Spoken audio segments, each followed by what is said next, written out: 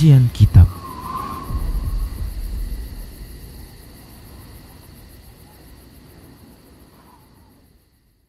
Bismillah, assalamualaikum warahmatullahi wabarakatuh.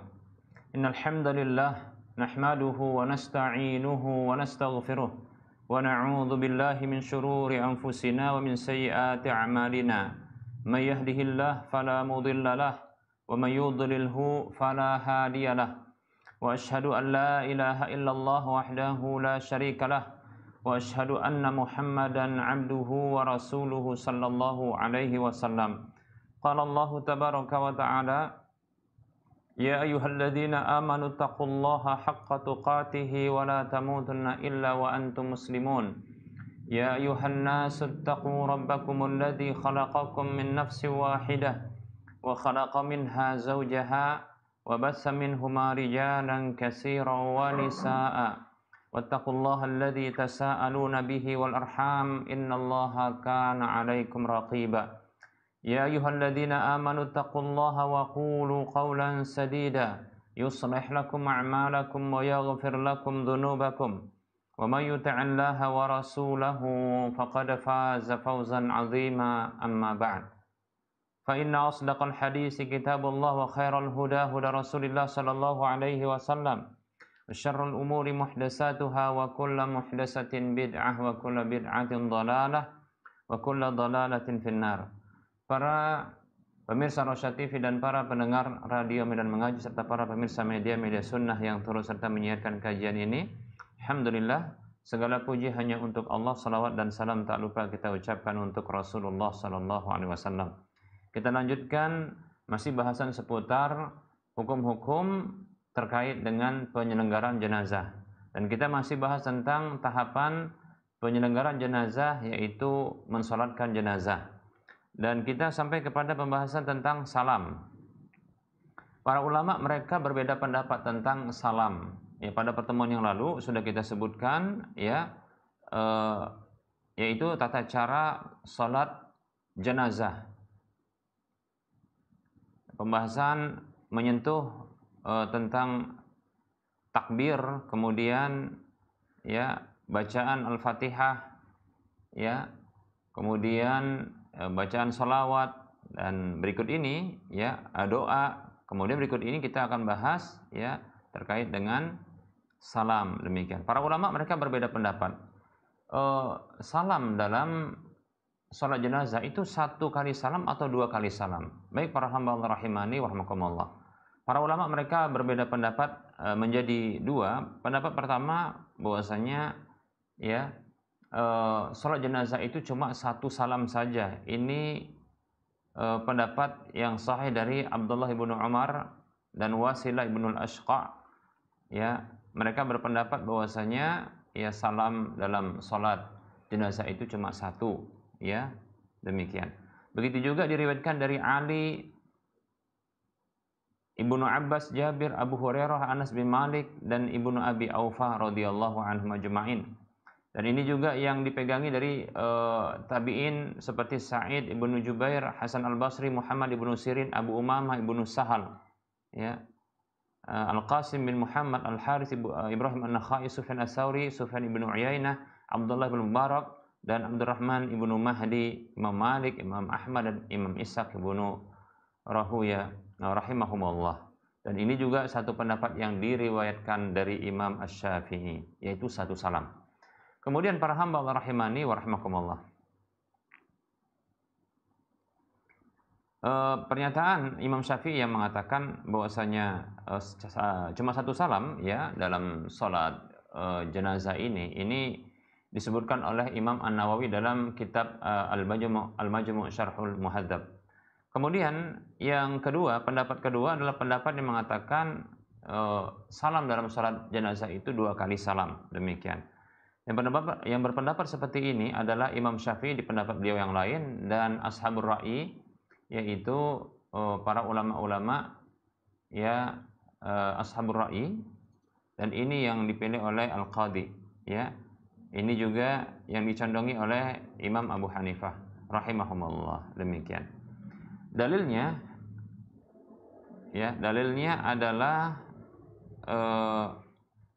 dalil umum di mana Nabi Shallallahu Alaihi Wasallam beliau bersabda, "Sallu kama ra'aitumuni usalli." Salatlah kalian sebagaimana kalian melihat aku salat. Dan beliau itu ya disebutkan ya salat itu ya kalau salat biasa itu salatnya 2 kali salam, demikian. Kemudian ada riwayat yang lain, namun sayang hadisnya ini dhaif, itu hadis yang dikeluarkan oleh Imam Baihaqi dalam sunannya. Namun ini didhaifkan oleh para ulama hadisnya, itu hadis dari Abdullah bin Abi Aufa bahwasanya annahu shalla ala ibnatihi fakabbara arba'an, bahwasanya ia pernah mensalati putrinya dan beliau takbir 4 takbir. Di dalam hadis tersebut summa sallama an yaminihi wa an shimalihi, dan beliau itu salam ke kanan dan ke kiri, demikian ya, tapi hadisnya dhaif. Kemudian ada juga yang memarfu'kan hal itu sampai kepada Rasulullah Shallallahu Alaihi Wasallam. Baik ya para hamba Allah, silakan saja memilih ya pendapat ini. Ya kalau 1 salam tidak mengapa, ya kalau 2 salam pun karena ada pendapat ulama ya ini tidak mengapa juga. Ya kalau pendapat yang ulama itu kias ya, pendapat ulama yang mengatakan 2 kali salam itu kias kepada salat-salat yang lain, demikian ya. Itu salat-salat fardu atau salat-salat yang ada sujud dan rukuknya. Adapun pendapat pertama kepada dalil asal, ketika karena hukum asal dari sebuah ibadah itu adalah tertahan dan tercegah ya, tidak dilakukan kecuali ada dalilnya, maka ketika tidak didapati dalil dari Rasulullah maka tidak dilakukan. Seperti itu. Wallahu ta'ala a'lam. Baik para hamba Allah rahimani wa rahmakumullah. Nah, bagaimana dengan orang yang masbuk? Orang yang masbuk ya. Contohnya masbuk ini maksudnya masbuk takbirnya. Contohnya imamnya sudah takbir 3 takbir dia baru masuk gitu. Atau dia sudah imamnya takbir di takbir terakhir dia baru masuk. Ini bagaimana ya? Atau katakanlah ya imamnya ya sudah takbir yang kedua ya dia baru masuk takbir yang pertama, demikian. Nah seperti itu. Yang jelas masbuk ya, didahului oleh imamnya. Sebagian ulama berpendapat ya itu harus diqadha, diganti. Ya. Pendapat seperti ini diriwayatkan dari Sa'id bin Musayyib, Atha bin Abi Rabah, Ibrahim An-Nakhai, Az-Zuhri, Muhammad bin Sirin, Qatadah, Imam Malik, Sufyan Ats-Tsauri, Imam Syafi'i, Imam Ishaq, dan Ashabur Ra'i dan Ibnu Hazm. Yaitu pendapat ini mengatakan diqadha. Jadi kalau imamnya sudah katakanlah masuk ke takbir kedua, dia baru masuk takbir pertama, maka silakan dia baca Al-Fatihah begitu. Nanti imamnya takbir ke kemana? Ketiga, maka dia takbir juga, tapi dia bacanya tentunya beda ya. Demikian dan seterusnya begitu. Nanti setelah imam salam dia menambah 1 takbir. Baik para hamba Allah.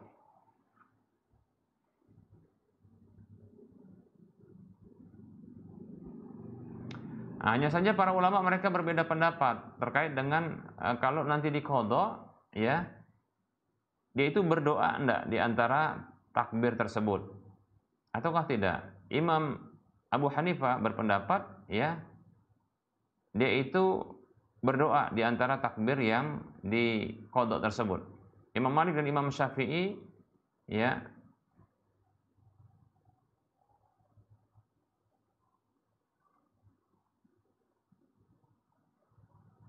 berpendapat bahwasanya sekedar diqadha secara takbir saja. Takbir aja, Allahu Akbar, enggak perlu bacaan, demikian. Demikian ya, tidak perlu dibaca, demikian ya. Baik. Nah, ini pendapat yang mengatakan harus diqadha. Dalil untuk pendapat ini adalah keumuman dari sabda Nabi sallallahu alaihi wasallam ya, fama adraktum fasallu wa ma fatakum fa'atimmu. Apa saja yang kalian dapati maka salatlah, dan apa saja yang terluputkan maka sempurnakanlah. Apa saja yang terluputkan maka sempurnakanlah, demikian. Ya, hadisnya riwayat Bukhari Muslim. Ini secara umum ya, demikian. Sementara ada ulama yang lain berpendapat bahwasanya itu tidak diqadha. Begitu takbir, ya, dapati imam cuma satu takbir saja, contohnya di takbir yang terakhir, ya. Begitu dia imamnya Allahu Akbar, itu takbir yang keempat, lalu dia ikut Allahu Akbar. Setelah itu imam salam, maka ya pendapat ini mengatakan ikut salam, ya, ikut salam. Demikian, ya. Nah, ini pendapat yang sahih dari Hasan Al-Basri. Demikian, ya. Hasan Al-Basri. Jadi nggak perlu gitu imam salam. Ini sebagaimana yang diriwayatkan dari ya oleh Imam Abdul Razak dalam musannafnya. Demikian, ya.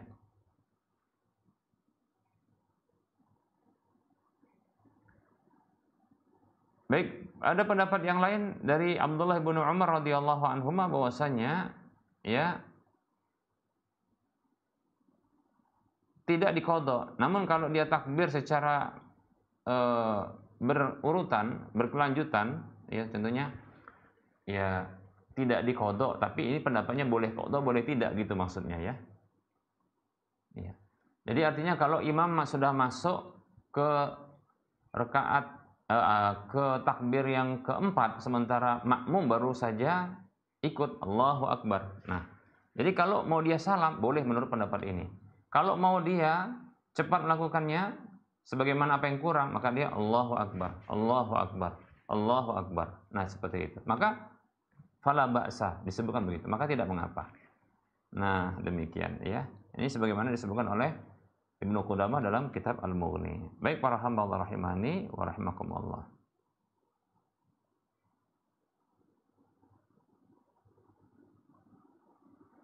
Baik para hamba Allah rahimani wa rahimakumullah. Jadi ada beberapa pendapat dalam masalah ini, ya. Tapi pendapat yang kuat, wallahu alam, ya diqadha, ya, diqadha. Pendapat yang kuat diqadha berdasarkan hadis yang sudah kita sebutkan tadi, ya. Ma adraktum fasallu wa ma fatakum fa'atimu. Apa yang kalian dapati maka salatlah, dan apa yang kalian terluputkan ya dari kalian maka sempurnakanlah. Demikian hadis riwayat Bukhari Muslim. Baik para hamba Allah rahimani wa rahmakumullah. Nah, ini tentang salat sudah selesai. Nah, berikutnya kita akan bahas tentang ya penguburan jenazah, ya. Tahapan penyelenggaraan jenazah berikutnya yaitu menguburkan jenazah. Dan tentunya mengiringi jenazah juga demikian. Kan nggak mungkin ya jenazah ini dia menguburkan dirinya sendiri. Harus ada yang ngiringi, ada yang ngangkat, ada yang gotong dia, kemudian ada yang nanti menguburkan dia. Demikian. Baik para hamba Allah rahimani wa rahmakumullah. Apa hukum menguburkan jenazah fardu kifayah? Hukumnya wajib, ya. Hukumnya wajib, tapi atas hukumnya wajib atas seluruh kaum muslimin, ya, tapi apabila diselesaikan oleh sebagian orang maka gugur dari yang lain. Itulah fardu kifayah. Sampai pun kepada orang kafir. Orang kafir itu juga wajib untuk dikuburkan. Loh, kenapa demikian? Ya, karena orang kafir ini, ya, kalau dia mati begitu saja di atas permukaan bumi, maka ini akan mengganggu. Aromanya mengganggu ya penciuman, mengganggu penglihatan, ya sekaligus juga ya barangkali mengganggu ya perasaan seseorang. Demikian, ya. Kalau seandainya contoh dia mati di atas permukaan bumi tidak dikuburkan, nah ini akan terjadi proses pembusukan. Nah, ini hidung terganggu, pandangan terganggu, perasaan juga ketika melihat itu terganggu karena mengerikan, ya. Nah, seperti itu. Ya, apalagi kalau dicabik-cabik oleh ya hewan buas yang lain. Demikian. Baik para hamba Allah rahimani wa rahimakumullah. Mana dalil untuk hal itu? Yaitu hadis yang dikeluarkan oleh Imam Bukhari dan Imam Muslim. Bukhari Imam Muslim dari Abu Talhah radhiyallahu anhu anna Rasulullah sallallahu alaihi wasallam amara yauma badrin bi arba'ata wa ishrina rajulan min sanadid Quraisy fa qudhifu fi tuwa min atwa Badr. Ya. Bahwasanya Rasulullah sallallahu alaihi wasallam memerintahkan, ya, ketika di hari selesainya perang Badar, memerintahkan agar 24 ya laki-laki dari tokoh-tokoh Quraisy yang mati itu untuk dicampakkan ke lubang dari lubang-lubang yang ada di Badar. Nah, demikian. Itu artinya kan dikuburkan, ditutup nanti. Seperti itu ya. Demikian. Nabi memerintahkan, hukum asal perintah adalah wajib, tapi tidak kepada seluruh kaum muslimin, ya sebahagian saja. Ini disebut dengan fardu kifayah, demikian. Begitu juga Nabi Shallallahu Alaihi Wasallam itu pernah ya bersabda kepada Ali radhiyallahu an, tatkala ayahnya Abu Thalib wafat dalam kondisi kafir, ya beliau mengatakan idhab fawarihi, ya pergilah kuburkanlah ia, demikian. Hadisnya diriwayatkan ya dengan sanad yang layyin, demikian ya. Tapi perlu diketahui, tidak boleh dikuburkan jenazah orang muslim digabungkan dengan orang kafir. Ya, sebaliknya orang kafir juga ya bersama orang muslim. Maksudnya adalah baik itu penggabungannya adalah dalam satu liang, dalam satu kuburan, maupun di satu areal pekuburan. Jangan sampai ya digabungkan, demikian.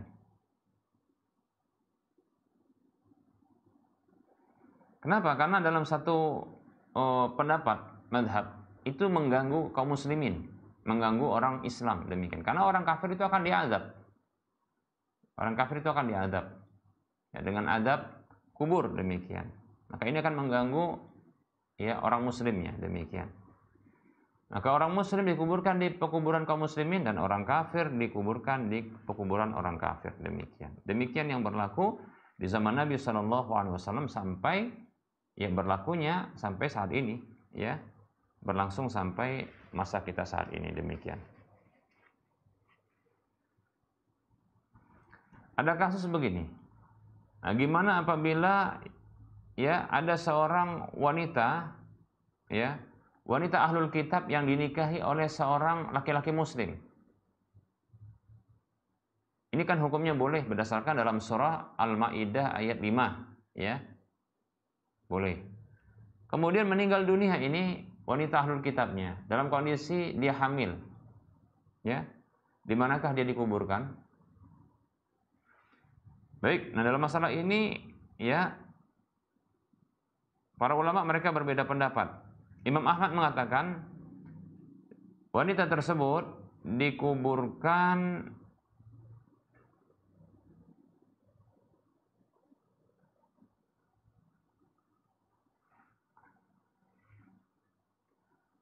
secara terpisah, ya, dikuburkan secara terpisah dari kuburan kaum muslimin dan kuburan orang kafir. Jadi ada kuburan sendiri, dipisahkan begitu, ya.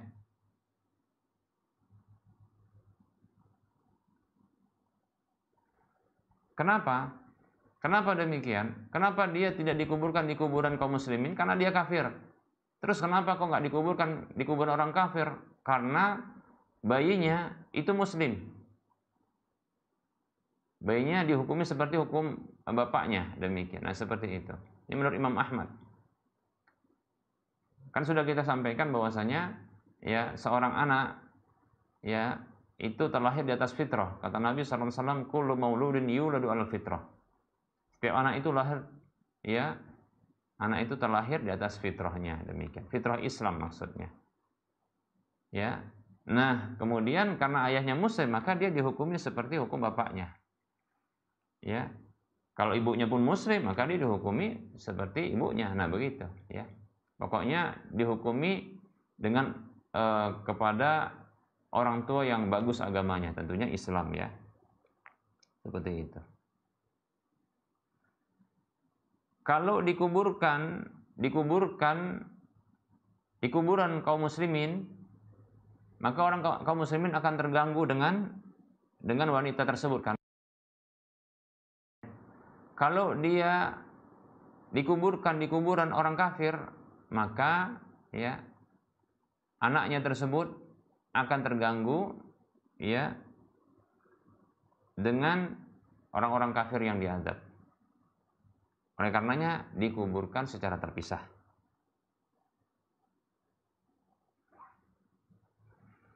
Kemudian ada berpendapat ya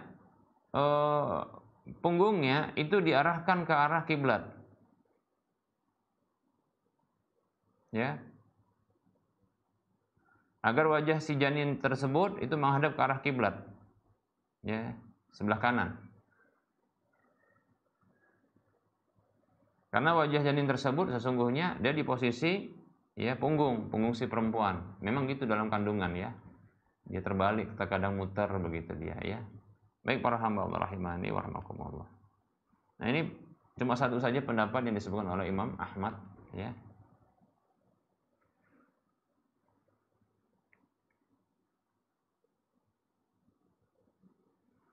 Kemudian para hamba Allah rahimani wa rahimakumullah, termasuk sunnah adalah menguburkan jenazah itu di pekuburan, bukan disendirikan. Nah, ini kita dapatkan ya, sebahagian orang menguburkan itu di tempat yang dimilikinya. Ya, dan saya dapatkan ini ternyata adalah kebiasaan sebahagian orang-orang kafir.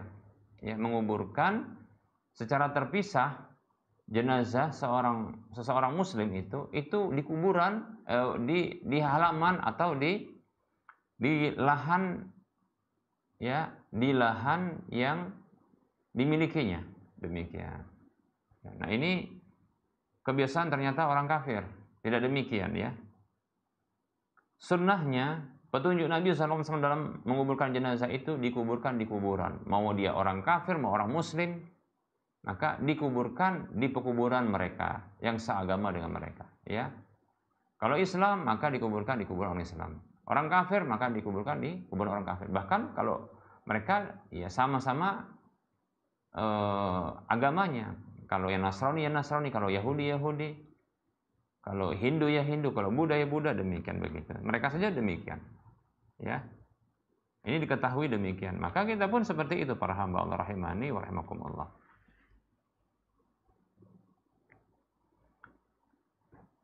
Kalau ditanya apa dalilnya? Ya Rasulullah menguburkan jenazah itu di kuburan Baqi. Ya. Sebagaimana ya riwayat mutawatir tentang masalah tersebut. Tidak pernah dinukilkan dari seorang sahabat pun ya. Mereka itu dikuburkan ya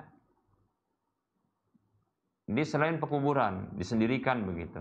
Kecuali ya riwayat, bahkan ini pun berlaku sampai sekarang ya, kita tengok begitu ya. Kecuali dua sahabat Abu Bakar dan Umar radhiyallahu anhuma yang mereka dikuburkan ya bersama dengan Rasulullah, bukan di pekuburan. Kecuali Rasulullah itu dikuburkan di tempat wafat. Para nabi begitu juga. Ya, ini khusus. Ini hal yang khusus ya, disendirikan dia. Tidak bisa disamakan dengan ya orang-orang yang lain, demikian ya.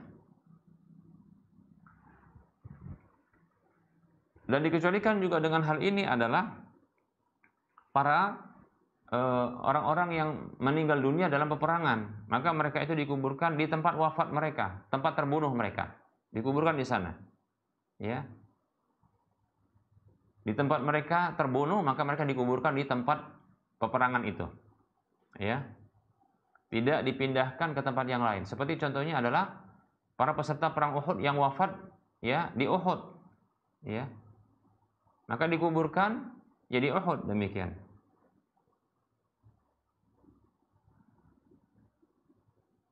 Berdasarkan hadis Jabir radhiyallahu an, ya, tatkala datang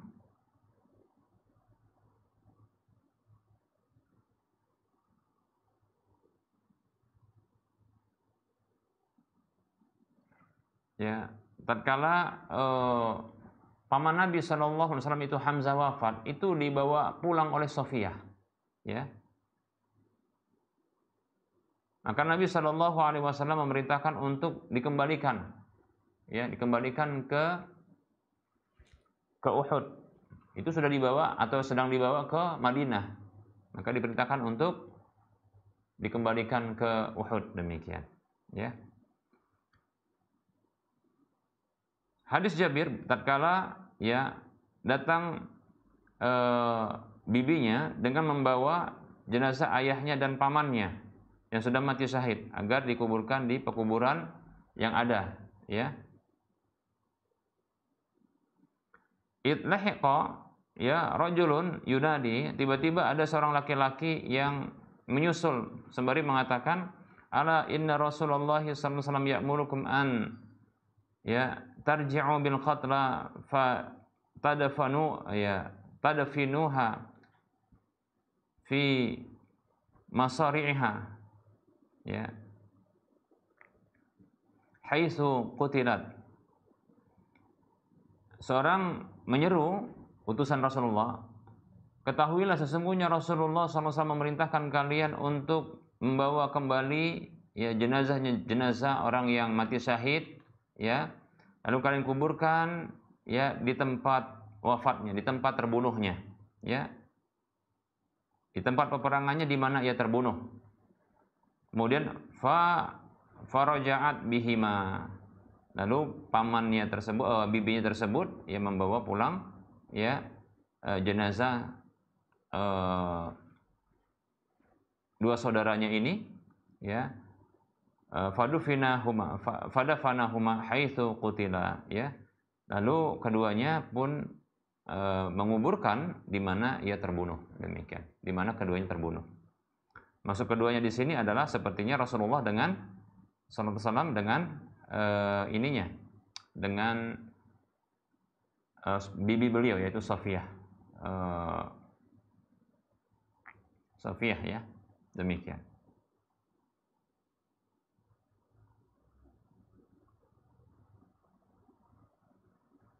Itu menguburkan yang terbunuh tersebut, ya. Baik para hamba Allah rahimani wa rahimakumullah.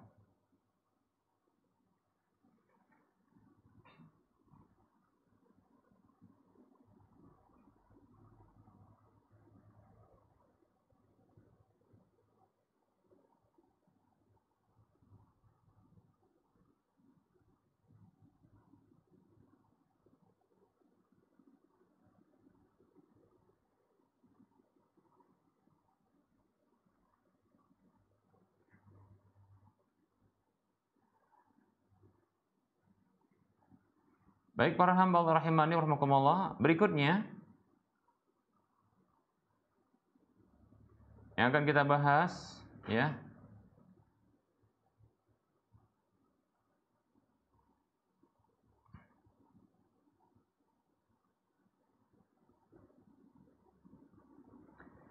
dimakruhkan untuk menguburkan jenazah di waktu-waktu berikut ini kecuali karena ada daruratnya.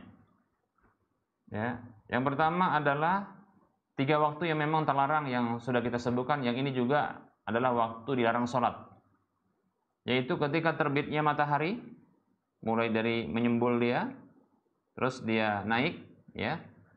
Begitu juga ketika matahari tepat di atas kepala sampai masuk waktu zuhur, kemudian ketika tenggelam matahari, yaitu bulatan matahari menyentuh ufuk, ya. Nah, ini dilarang berdasarkan hadis Uqbah bin Amir radhiyallahu anhu. Beliau mengatakan, salasu sa'atin kana Rasulullah sallallahu alaihi wasallam yanhana an nusalliya fihinna au an naqbura mautana. Ada 3 waktu yang Rasulullah sallallahu alaihi wasallam dahulu melarang kami untuk sholat di waktu-waktu tersebut atau menguburkan jenazah-jenazah kami. Hina tatlu'u syamsu bazighatan hatta tartafi'a, yaitu ketika matahari terbit menyembul sampai meninggi. Wa hina yaqumu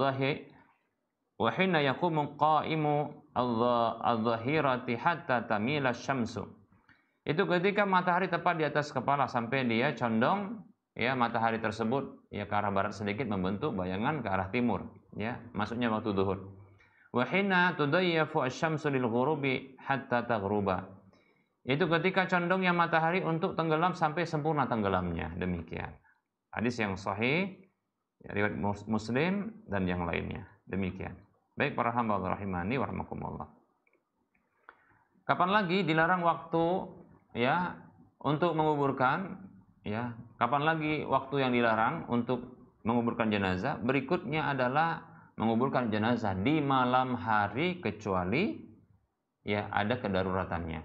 Seperti contohnya khawatir busuk ya, khawatir busuk ya, atau hal-hal yang lain. Pokoknya kalau darurat tidak mengapa ya. Kalau darurat maka tidak mengapa. Ya, tapi kalau tidak maka ya jangan menguburkan jenazah di malam hari demikian. Ya. Berdasarkan hadis yang dikeluarkan oleh Imam Muslim, Abu Daud dan Imam Ahmad, ya, dari Jabir bin Abdullah radhiyallahu anhu, anna Nabiy sallallahu alaihi wasallam ya dzakara rajulan min ashabihi qubida fakufina fi kafnin ghairi dha'irin wa qubira lailan fazajara an-nabiy sallallahu alaihi wasallam an yuqbara ar-rajulu bil laili hatta yusalla alaihi. Bahwa Nabi sallallahu alaihi wasallam menyebutkan seseorang dari sahabatnya yang wafat lalu dikafani dengan kafan yang tidak panjang lalu dikuburkan di malam hari, maka Nabi sallallahu alaihi wasallam melarang keras hal itu ya, yaitu dikuburkannya seorang laki-laki atau seseorang di malam hari sampai dia disolatkan, ila an yattara insanun ila dzalika, kecuali kalau memang seseorang itu terdesak untuk hal itu, untuk melakukan hal tersebut. Demikian. Apa alasannya? Sebenarnya dalam hadis ini ya ada sedikit isyarat ya, sampai dia disolatkan tadi kata Rasulullah ya. Nabi melarang keras menguburkan atau dikuburkan jenazah itu di malam hari sampai disolatkan. Ini ada isyarat bahwasanya menguburkan jenazah di malam hari ini potensi sedikitnya orang yang sholat, bahkan bisa jadi tidak ada, kecuali hanya orang-orang yang akan menyelenggarakan jenazah tersebut. Demikian. Ya dilarang oleh Nabi SAW untuk melakukan penguburan di malam hari, ya sampai nanti di siang hari bisa disolatkan dengan jumlah orang yang banyak. Demikian. Ya kenapa? Karena ya orang-orang kalau di malam hari lebih semangat untuk mensolati jenazah demikian daripada kalau malam hari. Demikian pula kalau mengiringi jenazah, lebih semangat kalau di siang hari daripada malam hari, karena malam hari kan gelap. Demikian. Ya. Namun kalau seandainya terdesaklah untuk melakukan penguburan jenazah di malam hari karena khawatir contohnya pembusukan terjadi, demikian ya. Atau contohnya terlalu panas di siang hari begitu ya. Maka boleh untuk menguburkan di malam hari walaupun menggunakan penerang.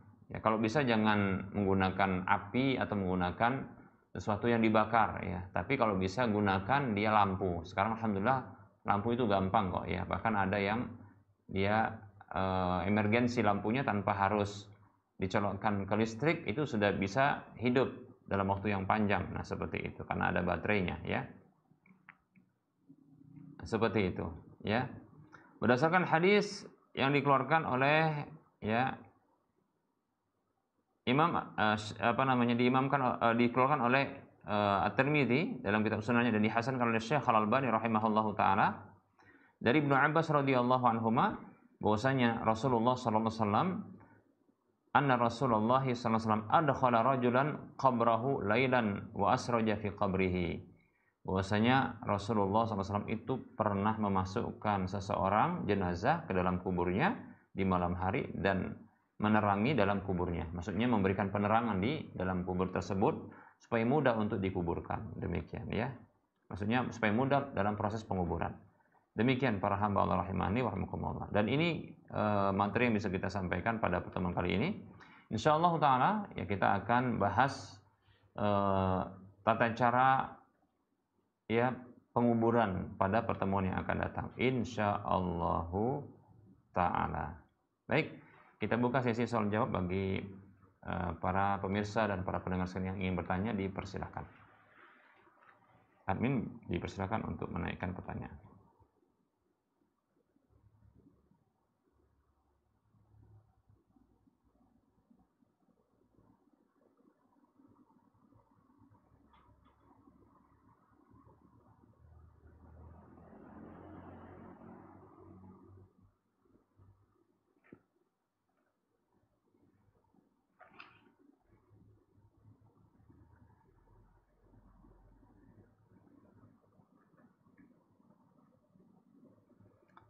Baik, ada pertanyaan. Assalamualaikum Ustaz, apakah perlu mengganti sholat wajib yang pernah ditinggalkan atau hanya menghapusnya dengan taubat? Dan bagaimana menghapus dosa puasa Ramadan yang ditinggalkan namun lupa berapa? Ini sudah ditanyakan atau belum ya? Baik, sepertinya belum ya.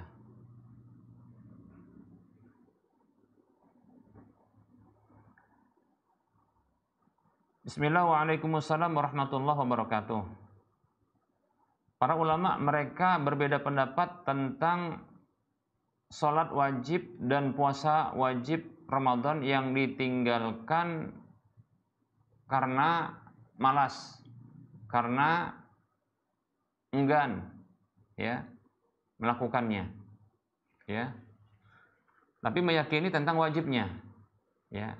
Perlu diketahui kalau ada orang yang meninggalkan sholat atau puasa karena mengingkari kewajibannya, ini ijma para ulama, orang ini murtad, keluar dari Islam, demikian ya.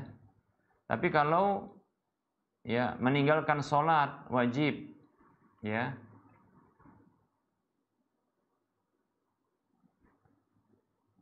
itu karena malas sembari meyakini wajibnya, maka para ulama berbeda pendapat. Ada yang mengatakan murtad. Ini pendapat Imam Ahmad dan diikuti oleh ulama-ulama mazhab Hambali, demikian ya. Walaupun pendapat ini para hamba Allah ya, ini terbagi menjadi dua kalau tidak salah ya, yaitu apabila seseorang dia meninggalkan sekali saja maka itu kafir. Ada pendapat begitu, sekali saja satu sholat ditinggalkan maka kafir ya, kafir. Adapun pendapat yang kedua ya, kafir ketika meninggalkan seluruh sholat, sama sekali nggak sholat sampai matinya, demikian, belum bertobat darinya, maka kafir. Baik, ini pendapat yang pertama terbagi menjadi dua ya, pendapat Imam Ahmad dan diikuti oleh mazhab Hambali. Kemudian pendapat yang kedua, pendapat jumhur ulama. Pendapat jumhur ulama mengatakan tidak kafir, namun pendapat ini ya mengatakan bahwasanya dosa orang yang meninggalkan sholat fardu ini dosanya lebih besar ketimbang dosa membunuh, bahkan ya dosa mencuri ya, dosa berzina, bahkan kepada mahram sendiri zinanya, naudzubillah min dzalik ya, dosa berjudi, dosa minum-minuman keras dan seterusnya, demikian, karena dia dosa kekufuran. Ini pendapat yang kuat, ini pendapat yang kuat, wallahu taala alam. Kenapa? Karena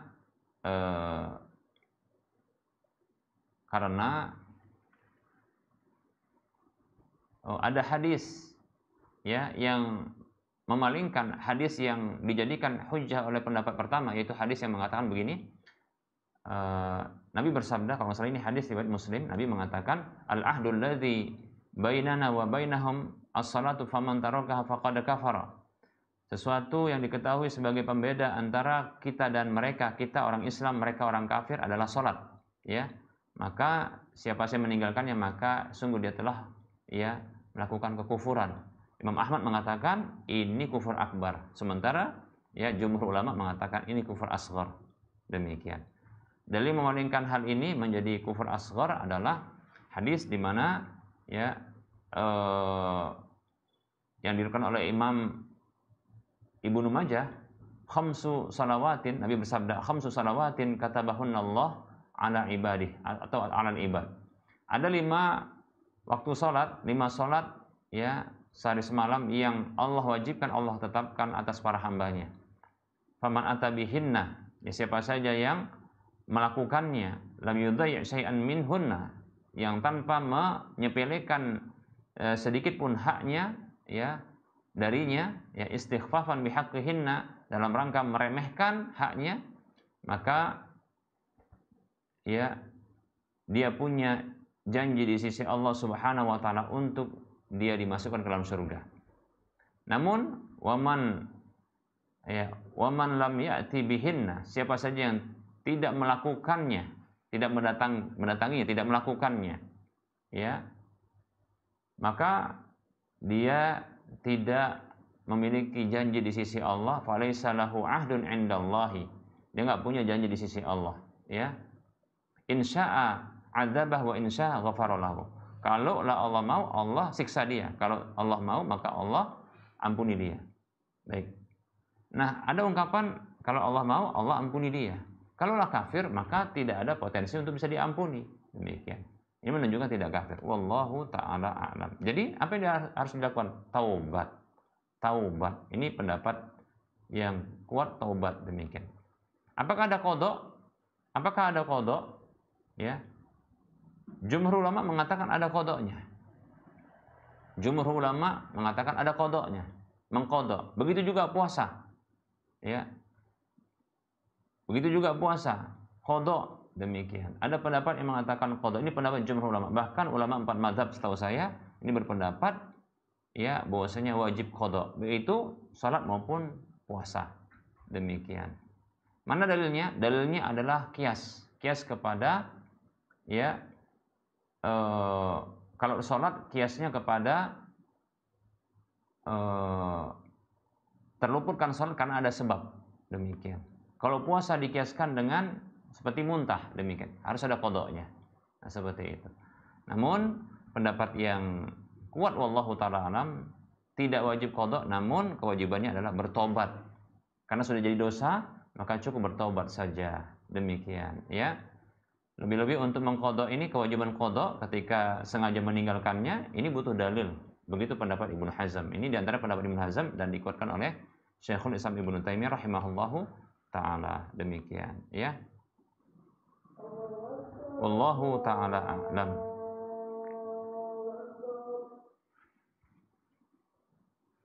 Baik para hamba Allah rahimani rahimakumullah, barangkali cukup ya kajian kita pada pertemuan kali ini, ya. Tentunya dalam penyampaian ini banyak kekurangan, kesalahan serta kekeliruan. Kepada Allah saya mohon ampun, dan kepada para pemirsa dan para pendengar sekalian saya mohon maaf. Seperti biasa sebelum kita tutup kajian ini, seperti biasa kita memberikan motivasi untuk berdonasi dalam pembangunan Masjid Al-Muwahhidin yang dalam proses pembangunan. Alhamdulillah Masjid Al-Muwahhidin ya dalam proses pembangunan ini bisa dimanfaatkan untuk salat 5 waktu, begitu juga untuk ya kajian-kajian ilmiah. Bahkan di bulan Ramadan ini lebih ramai dia. Demikian, ya. Silahkan bagi yang pengen dapat pahala satu rumah di surga dan dapat minimal pahalanya 700 kali lipatnya dari apa yang diinfakkan olehnya, kemudian mendapatkan pahala yang terus mengalir ya ke berangkas pahalanya, simpanan pahalanya di sisi Allah Subhanahu wa taala. Silahkan. Kenapa? Karena ini sudah dimanfaatkan. Silahkan transfer ke nomor rekening Bank Syariah Indonesia BSI di nomor rekening 5544332278 atas nama Yayasan Cahaya Tauhid Medan. Semoga Anda termotivasi dan semoga bermanfaat. Mohon maaf atas segala kekurangan.